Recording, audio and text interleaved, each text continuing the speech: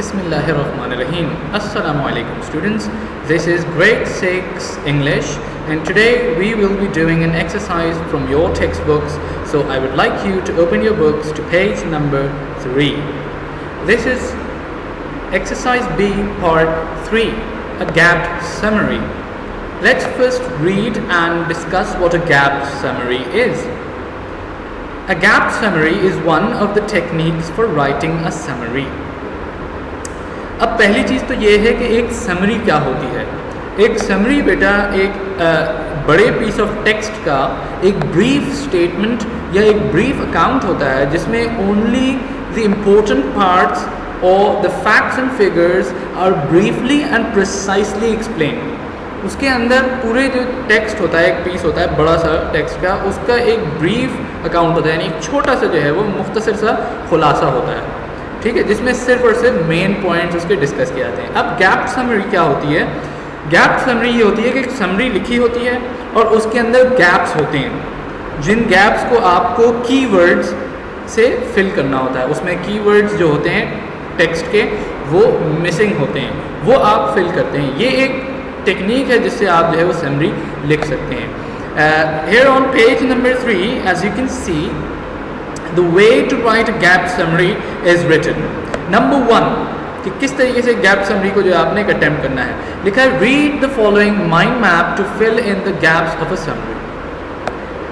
Read the text carefully to get an idea. सबसे पहला काम यह है कि जो टेक्स्ट जिसकी आपने गैप समरी करनी है उसको जो है बागौर बड़े अच्छे तरीके से thoroughly पढ़ लें.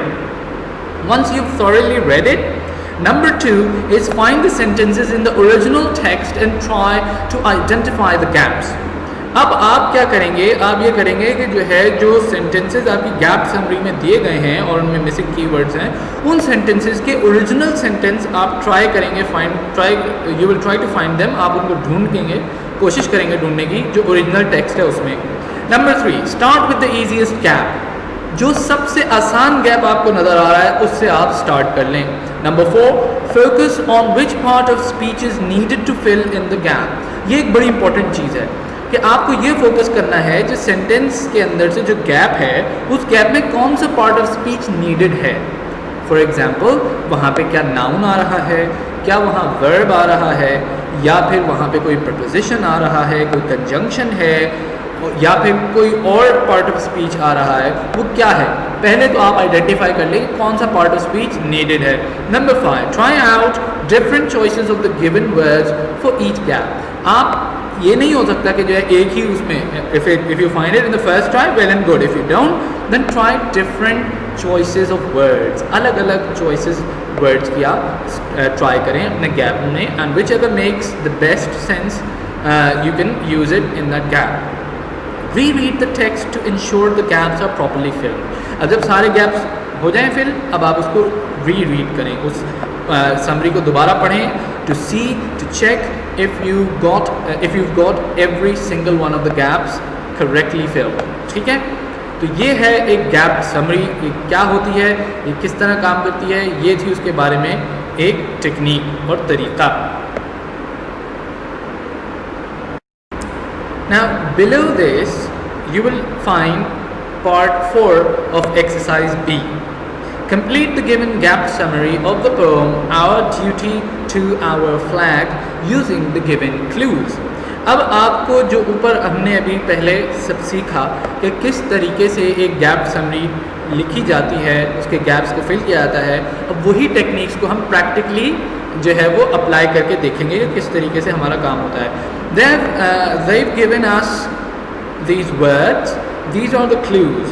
These are the words that we need to put in the blanks to fill the gaps and complete the summary. So first of all, we will read it. The poet showed his feelings of dash. अब main point क्या था हमारी poem का कि जो poet है उसने हुब्बुल वतनी का जो है वो फीलिंग को जो है डिस्कस किया है, हुब्बुल वतनी, अपने वतन से मोहब्बत को. और यहाँ पे हमारे पास ऊपर एक वर्ड दिया गया है जिसका जो है एग्जैक्टली ऐसा सेम मतलब है. अब what I will do is I will not read the entire text. I will explain the meanings of these words and you would try to do this in your notebooks by yourselves. ठीक है, आप इसको attempt करेंगे खुद से in your notebooks. So number one is fight, and I hope that I don't need to explain the meaning of the word fight. You probably already know this very well.